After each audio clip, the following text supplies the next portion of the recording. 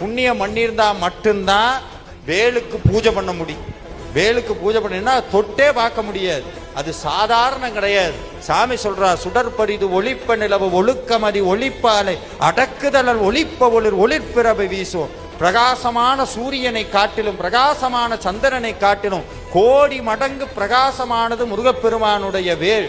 ஏன் அவ்வளவு பிரகாசம்னா, சாமி சிரிச்சுக்கிட்டே அருணகிரிநாதர் சொன்னாடே, எவெல்லாம் வேலை தொடர்ந்து பூஜை பண்றானோ அவனுக்கு ஒரு உண்மை புரியும், அவனுடைய வாழ்க்கையும் கோடி சூரியனை போல பிரகாசமாக மாறும்.